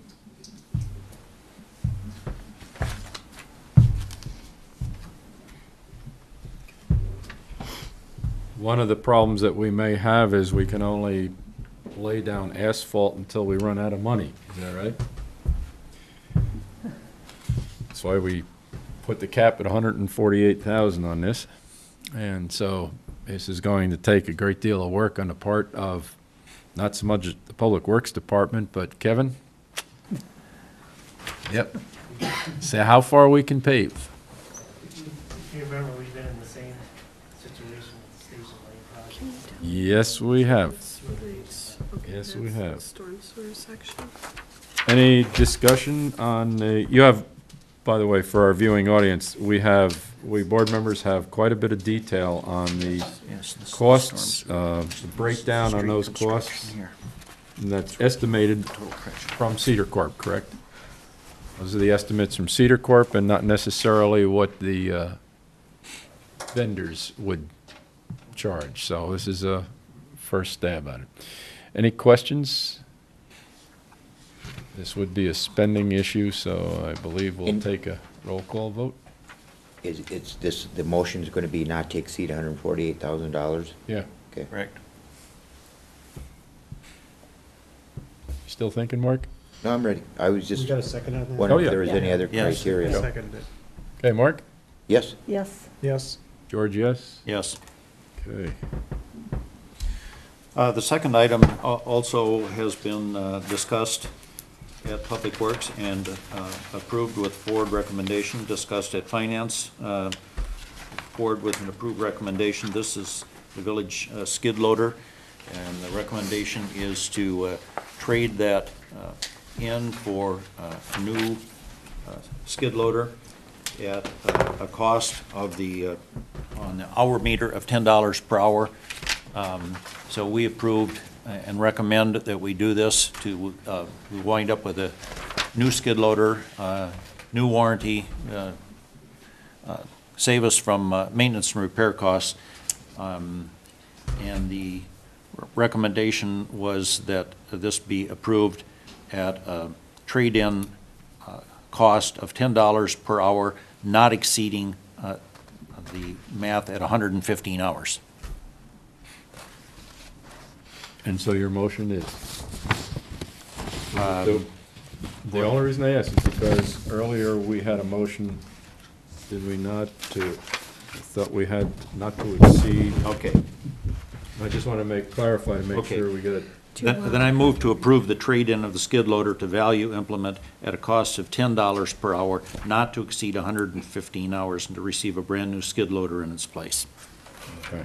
Second.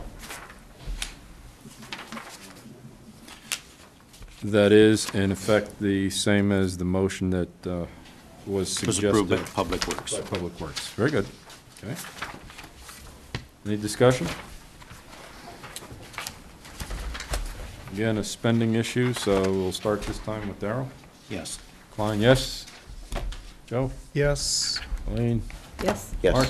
Yes, there we go. All right. Anything else while you got the floor? That's it. Okay. Public safety. Well, I'm probably supposed to speak first, but You don't have to. but I won't. Okay. So in the interest of saving time, I'm just going to defer to the chief for the emergency management plan update. And what I would say is the chief has done a lot of work on that over the last year or so, perhaps. But nonetheless, you can give us the highlights of that and perhaps, why this thing is necessary. And You said you weren't going to say anything. I'm turning it over to him now.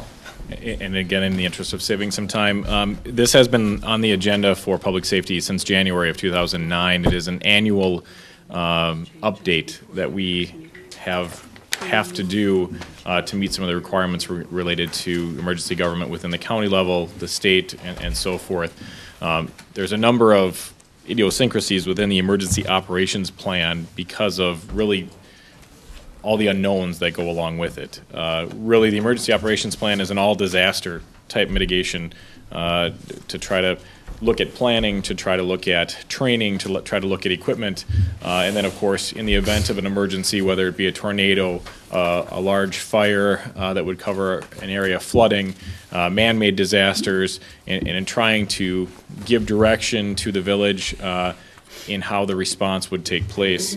I'm not going to go through this multi-page document word by word, as it really is not anything new to the village, but to let you know that we really need to reinvigorate the board, our knowledge of this particular document, and to make it a working document.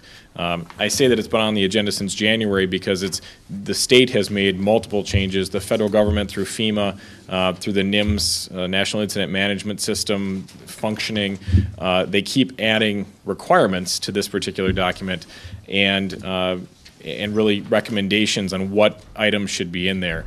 So although you have probably, I think if I look at the index, really a 17-page, 25-page document in front of you, there are a number of attachments that you'll see are listed that are not with this document because there are so many things that go into them. But in light of the idea that we need to have this passed or updated once a year to make sure that the county has a copy of it, and if there are any emergencies that we are covered, as far as declaring a local state of emergency, declaring a county state of emergency, getting state aid, federal aid, and those types of things, we must have this updated. So for the most part, a lot of the updating came in as far as names, telephone numbers, making sure that all of those are current and up to date, and then adding in a change in the legal basis. State statute chapter 166 formerly covered emergency management and those rules and regulations and rights and all those types of issues. The state legislature has changed that or renumbered that and adjusted a little bit the presentation of that statute to 323 now. So needless to say, in the entire document, we have to go through and change all references to all those chapters. We've done that. You'll notice on page 5, just one of the things to pull out, we do have identified shelters in North Hudson and area communities. Our village hall is considered a shelter. It's also considered an emergency operations center if need be, and then our alternate emergency operations center is at the county government center. The Hudson School District offices and our local schools, or our local school, are considered shelters. The government center has a shelter area, and the Bible Baptist Church has offered up and opened their doors to be considered a shelter or a location that we could put people and shelter them. In this document, then, it does discuss what do you do if a shelter needs to be open? How do you man it? How do you make sure that the people that are coming in are documented, and if they leave, they're documented? That's the type of reference and information that's found in this document to make sure that things are done in a systematic fashion. We talk a little bit about our warning and notification system. and then it goes into different types of events, whether it's a limited stay event, something that we're going to be displacing citizens for a shorter period of time, and then, of course, for long-term emergencies and how we could try to get people out of the village to a safe location, and then how to basically try to transition them back into their homes and some of the issues related to that. We have further on starting on page 13, one of the recommendations that has come forward recently in meetings that we've been having in St. Croix County, all of the emergency management, what we call deputy directors, because there's one emergency management director at the county level, and then all municipalities are assigned or are supposed to have a deputy director that's assigned to that particular locality or municipality. I am currently the deputy director of emergency management for the village of North Hudson by default, and have been attending these meetings to try to gather further information on what other agencies are doing, what other municipalities are doing. And one of the things that became very obvious to us is that in an event there is going to be so much chaos and so much anxiety and stress that it would be a very nice thing to have a checklist for each representative and what their role is, so they can look at it. And so we've designated these, so basically they can be copied and torn out of this booklet, cut in half, and you have a half sheet that shows you what you need to be doing and what your major responsibilities are from the get-go. And of course, those will expand based on the situation. But we have down to the village president and board members. These are the 8 things that you will do or will be called on to do. The county or the village emergency management director, there's 6 things there. Police chief, and again, there's 2 hats I'm wearing. I get 2 pieces of half sheets to try to do.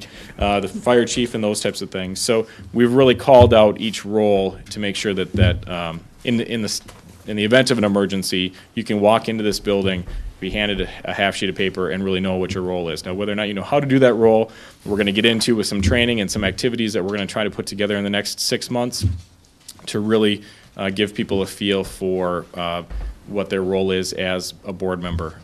And some of the training comes from online training as well as some classes that could be attended. Did you have a question, Mark? Yeah, will we be able to carry guns? No. Good question, though. Great question. Well, no, I'm not even going to go there.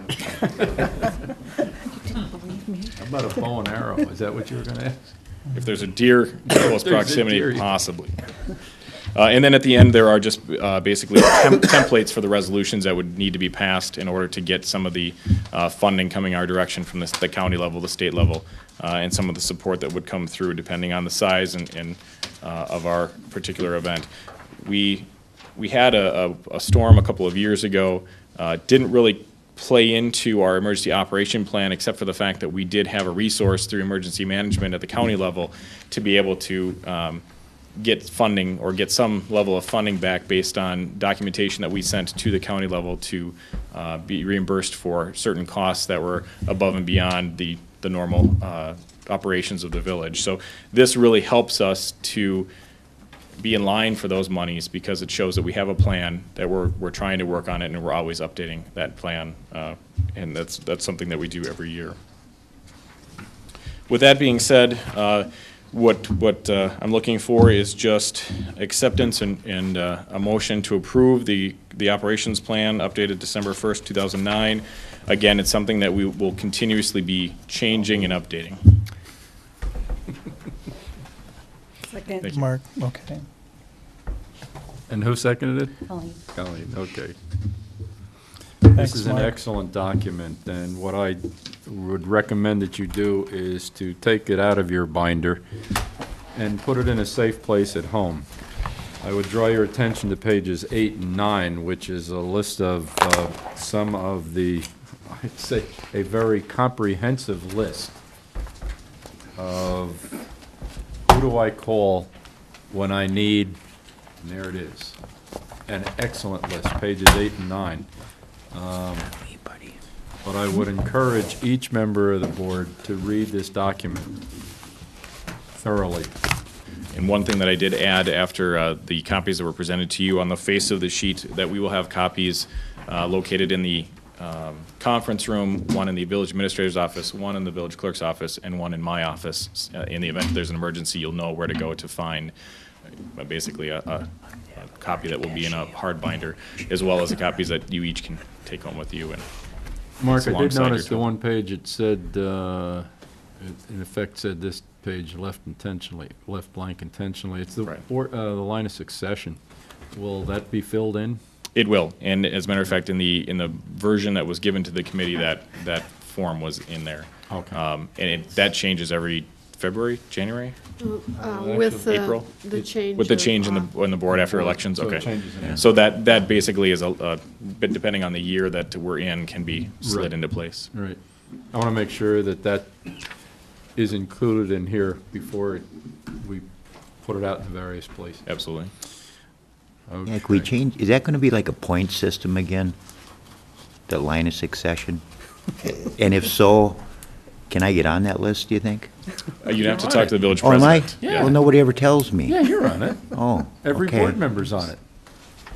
Gotta start reading your mail. Yes, you are. It's not in the Christmas card. It's in the mail. See what we got to work with here, Mark. We do what we can. Yeah, we do. Okay. Any other questions for Mark before we vote on this?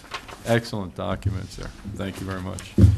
All in favor of adopting this emergency operations plan as proposed, indicate by saying aye. Aye. Aye. Opposed, same sign. Thanks, Mark. I don't think there's anything else for public welfare at this time. We already took care of the wildlife management, and the chair is not here. I wasn't at the last meeting, so. Okay. But you're on for park board, Yes. Colleen. So- We had two main things that the park board has been working on. We've been discussing for a number of years, long before I was a member of the park board, the possibility of purchasing the railroad property to as parkland for pedestrian and bike path, and we'd like to connect that into Hudson. I've talked to, well, Patrick Belifus from Cedar Corp has done a lot of work in helping us figure out how to make this possible. We want to apply for the Knowles Nelson Stewardship Grant through the DNR, and Patrick felt that we would have a good chance of getting the grant. However, in order to get the grant, we're going to have to spend money from our park fund, our park development fund, which we would like to do. We need to get the land appraised by a DNR-approved appraiser, have the bridge inspected, and then also Cedar Corp would help us develop a concept plan. I've talked to Tom Zulli, Denny Darnold, and Pat Casanova from Hudson, and also Don Helgeson and I talked to them and to their park board. And although they're not going to give us any money, they are 100% agreement with trying to move this project forward. So with that in mind, I would like to move to use park development funds for the preparation application fees for the proposal of the Knowles Nelson Stewardship Grant and future grants to include the appraisal fee, bridge inspection, and concept plan from Cedar Corporation at a cost not to exceed $10,500.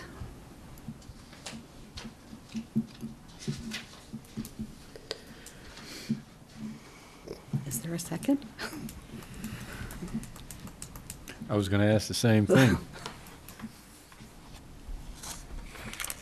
Look for a second so we can discuss this.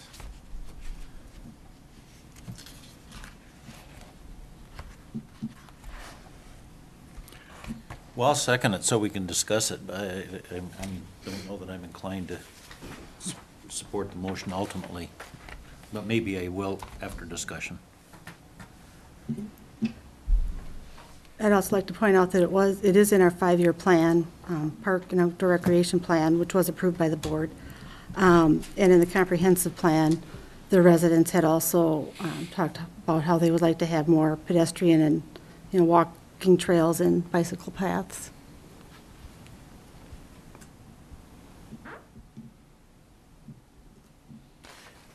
How do the people at East Bank feel about the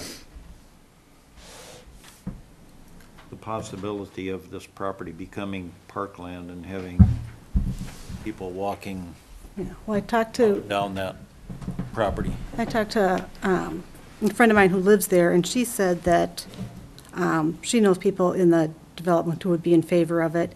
And then I talked to the president of their board, and he said that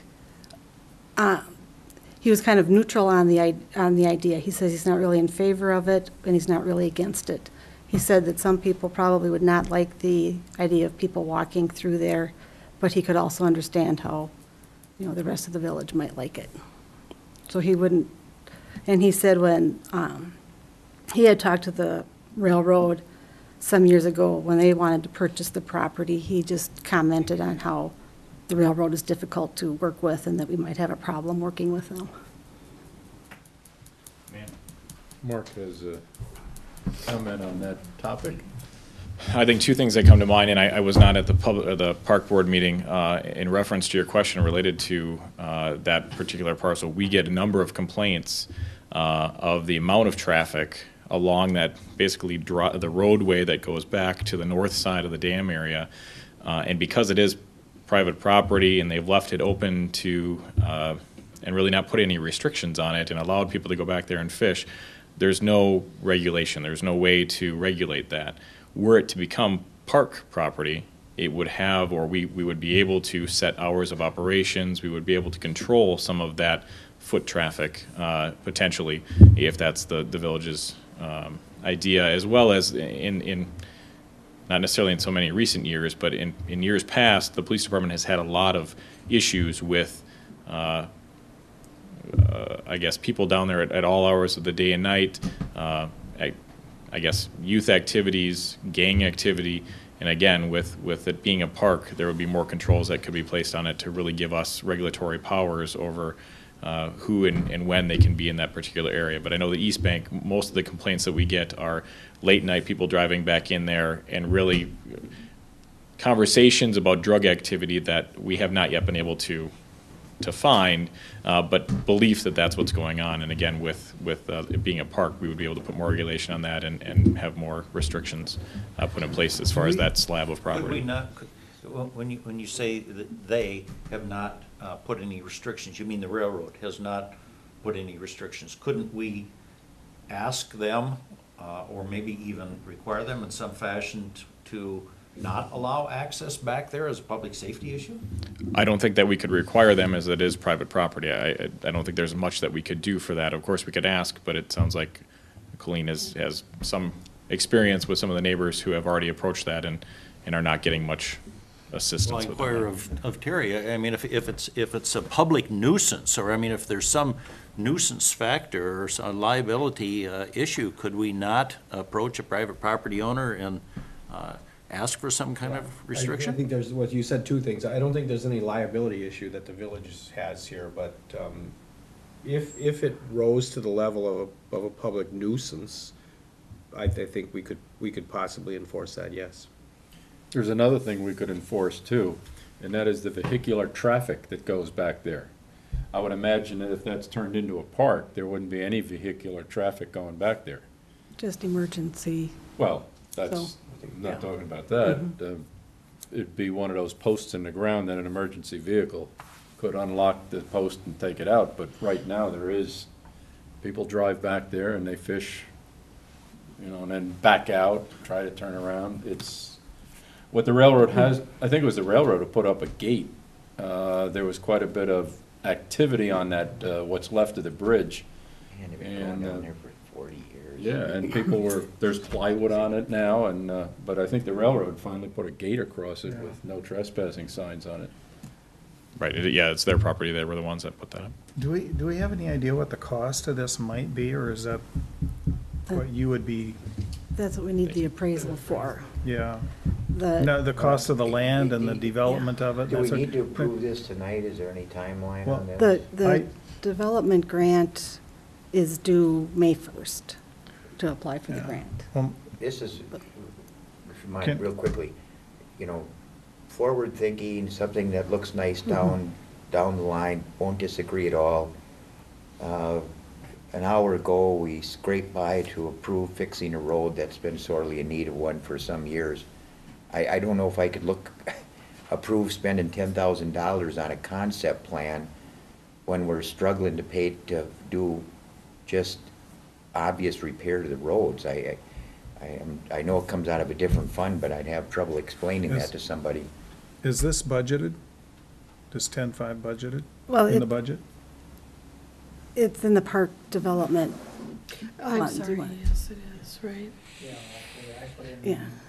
Because we The needed numbers the, I received from PAP was 9.5, and that's what I did a budget sheet for you. It was 9.5, so I don't know where the 10.5 came from. that's a new budget sheet? This was, I gave this to you back during the budget process. Okay. And if the grant were approved, some of this would be reimbursed. You know, truthfully, I like the idea of it myself. We've got some property down there that, I mean, it's on the river, there's no railroad bridge. I mean, just, you start thinking about it and your creative juices start flowing and you think, gee, that would be great property for the village to own and develop into a park and that sort of thing. You know, however, you know, we don't have hundreds of thousands of dollars or millions of dollars to spend, obviously.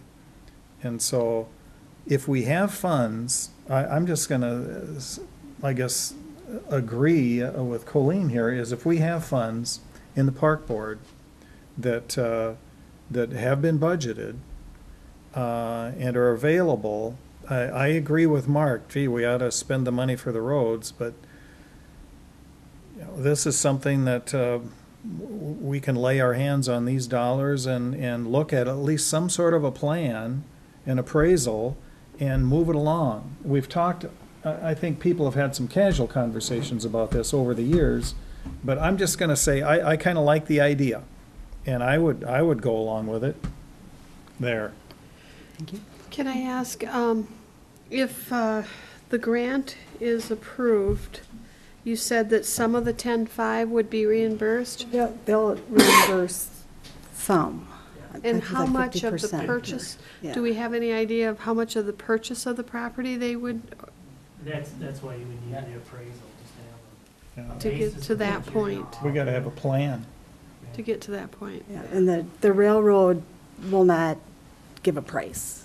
I mean, they asked them, when I asked them if they were interested in selling, one time they said, what's your offer? And then the next time they said, well, we've been interested for 10 years. So, you know, we felt that it was time to move forward to see if it'll work, because it could be developed nice. It's not going to have playgrounds, it's not going to have things like that. It's just for passive recreational use, which fits in with the DNR. Do you still have that CD? I think it cut you a CD of the pictures from Beloit. Yeah. What the city of Beloit did. And that was done with grant money as well. There are two ways to approach that railroad bridge. One of them is to make a deal with the railroad and have them pull those creosoted logs out of the mud. That would probably be the single biggest expense of the whole project, am I right? The other thing to do with what Beloit did, they left them there and they built on them so that they didn't have to be removed. And so when you're going out there doing your engineering on it, there's actually two ways of looking at it. And your second way is what, the way that we're thinking. I would hope so. A deck replacement, Yeah. is what we were looking at. And part of the prices that I received from Pat is he has the actual bridge inspection, including divers going to meet the bridge actually. Excellent. Check Okay. everything. You know, I appreciate exactly what you were saying, Mark. On the other hand, we can't use that park money for anything else. It's been earmarked, in effect, for that kind of a use. And so it's something that people have been talking about. I've been in this town over 30 years, and people have been talking about what to do with that ugly piece of property out there for as long as I've been here. I'd be supportive of finally getting off ground zero and let's take a look at what we can do with it.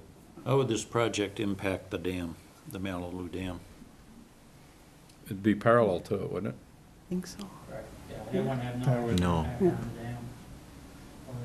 One thing you were saying with the access and everything else, you would still have to allow the city of Hudson. That would be part of the concept plan, I think, that Yeah. Cedar would come up with. If that's an issue, that would be part of the plan. Well, St. Croix County owns 50% of the dam, and I know that the county would be very happy to give its 50% equity stake to somebody. Should we approve already? Are we, okay, in a second, right? Still discussing. Did I correctly hear you say that this grant would need to be completed and submitted by the 1st of May? Yes. That gives us some time. If we have to reach a decision on this tonight, I'm going to vote no.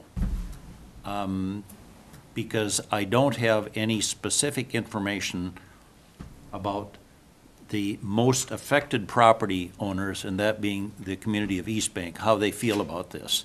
If I would have some specific information from the residents at East Bank that they are either in favor or at least neutral about the project, don't oppose it, then I could be persuaded to vote yes. So if this comes to a vote tonight, I'm going to vote no. If it's deferred, since we've got some time to the 1st of May, then potentially I could. Did you have information There from is a them in way that terms you of? could make a motion to Just table. my one friend who said that she thought it was a great idea, Well, yeah, and her husband, and then I the could. president. of Rather than some- vote no. The president Okay. of their That makes- association. I'm waiting to see if the person that made the motion, if they feel that it needs to go to a vote tonight. Well, we need to get the assessment and that done. I mean, if it's not going to pass tonight, then I'd like to wait. If it passed tonight, then I'd like to. Would The you say? alternative is would to you- table it Yeah. for this evening Yeah. and get the information Yeah. that Darrell's requesting, and then come back to us, let's say, in 1 or 2 months. I say either January or February, and then be able to act on it. While I can appreciate that the people in East Bank, I knew it was a bank, and it's appropriate you're talking about the bank. Has nothing to do with bank. Oh. I can't help but believe that they would like to see some improvements to that property. Because right now it's an eyesore. And then there's apartments that are on the east side of that, right? Now the apartments. Yeah. Mark? I'm not sure what tabling's gonna do with it all, because we're not moving it. This process has to start somewhere. And whether they're for or against it, frankly, if they were against it, I don't care, because we have to inspect to see if we felt this was best overall for the village, we have to take a look and see what the possibilities are. To say no to it at this point is really being short-sighted. So I'm not so sure what their opinion really matters at this juncture, because we're just getting information. And the commitment is with park funds, now that you clear it with that in mind, it has been talked about a lot, and until we get some specific information, it's just still gonna get kicked around. Yeah, that's and kind of kicked how, around. that's kind of how I look at it too. If I live there, I think the question that I would have is, well, what's your plan? You know what I mean, Daryl? We And don't, then it's, I can't- there's no I can't really place. vote. I absolutely one way or the other. understand, Yeah. but we're being asked to commit to an expenditure of funds. And I Yes. guess before I I'm just want to saying, commit I'm to just saying spending the the money. East Bank opinion would be like asking what City Hudson thinks, et cetera. We don't know yet. We have to get some information before we can even present you something. Well, the city of Hudson's going to be totally in favor of this, it's not going to cost them Yeah. any money. But I don't care what they think either. And I don't really care what East Bank might think at this juncture either. Well, I would I have know, to say. I'm not trying to yeah, persuade you, I'm just saying. I do care. In the gathering of information, if they're that short-sighted, then that's, Perhaps if there was a plan and they could see. we don't they even could s- know, George. No, What I'm We gotta- saying is, if we approve this expenditure to come up with a plan, they may be more apt to say, Yeah, for sure. yeah, Yeah. We would have a Well, hearing on yeah, but this. I think we're posturing them as being against it, and nobody said they're against it. Daryl just I'm not was interested suggesting in. they are. Was just saying where I don't they're know. at with it, but Yeah. I don't know if that's that critical with this overall plan, in my opinion. We're looking at just starting to get information about it so we can make some decisions possibly. And that's gotta, and like Colleen says, you gotta take the first step, Well, first step. Mr. Chairman, my suggestion is you call for the vote. I think the consensus is that it's going to pass. Do we have a motion? In conscience, I just Yeah, have to yeah. vote no, for the reasons I said. I think so. All right, is there any further discussion? All right, all in favor of the motion, indicate by saying. You should probably do a roll call because we do have some controversy. perhaps. We'll take a roll call. Mark? Aye. Yes. Colleen? Joe? Yes? George, yes? Daryl? No.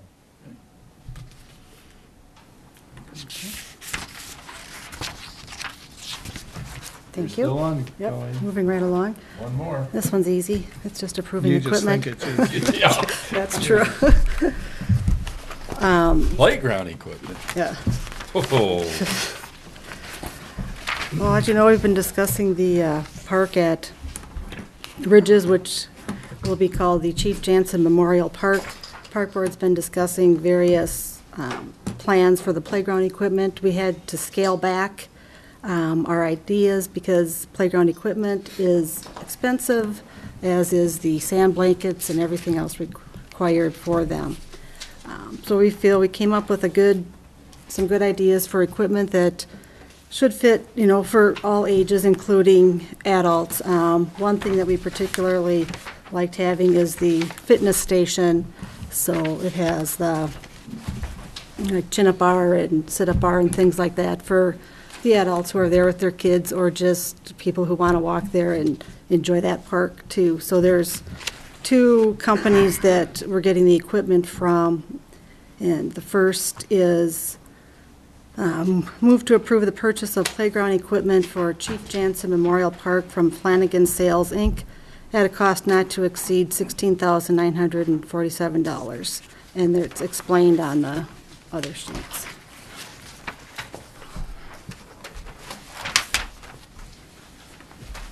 Do you move something? Yes. I'll second. I see 2 recommendations here. There's, equipment's coming from 2 different companies. Okay, so, Okay. And this money is the money from Derek. and what was the total amount then? The first one is $16,947. Okay, so you're adding these 2 together, or separate, 2 separate motions? They're 2 separate motions. Okay. So, Colleen, you made that motion, Mark seconded. and Mark seconded, okay. Any further discussion on that one? Roll call, start with you, Daryl? Yes. George, yes? Yes? Yes. Yes. And the second one is move to approve the purchase of playground equipment for Chief Jansen Memorial Park from Minnesota, Wisconsin Playground at a cost not to exceed $3,647.81. Second. Any discussion? Mark? Yes. Yes. Yes. Yes. Yes. Passed. Made it, Colleen. And that's it. Way to go. So the Well, it's longer this remaining time. 12 or almost 13,000 is to install and get Yeah. that. How many nights a week? Yeah, how many nights we had last year? I don't know. I think we should try for every night. Like put up a hockey rink behind the car wash, Nice. Thank you. where we haven't got ice in it yet. It's 9:15, and I wonder if Mr. Zappa has I'd like to anything move he'd to like adjourn, say. George. Good. Thank you. Yeah. Joe's gonna second? If it takes a second, you bet. Actually, it doesn't take a I vote did. at all. I didn't but think it did. All in favor of Yeah. Hearing no objections. Aye. meeting adjourned. That is if there's ice.